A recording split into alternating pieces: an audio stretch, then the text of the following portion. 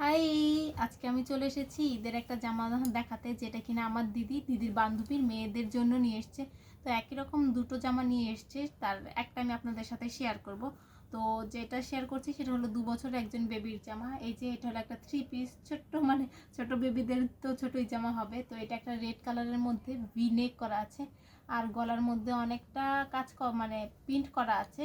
এটা hand paint না, এমনি জাস্ট করা, প্রিন্ট করা। তো এর মধ্যে ডলার বসানো আছে, আর এখানে এগুলো কি স্টোন আমার ঠিক জানা নেই, মানে যে কুম বসানো আছে জামাটার মধ্যে।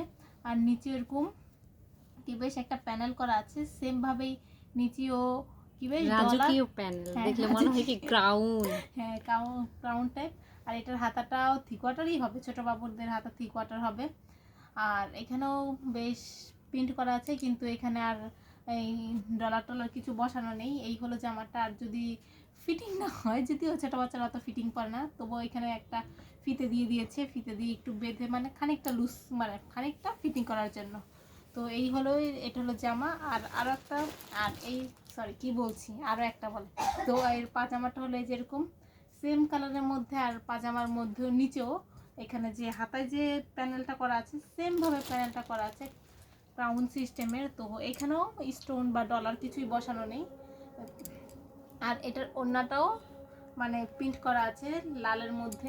ইন্ডিয়ান জামাতে সচরাচর ওড়না থাকে না, কিন্তু ছোটদের ওড়না দিয়েছে, কেননা ছোটো বাবুরা ওড়না নিয়ে খেলা করতে মজা পায়।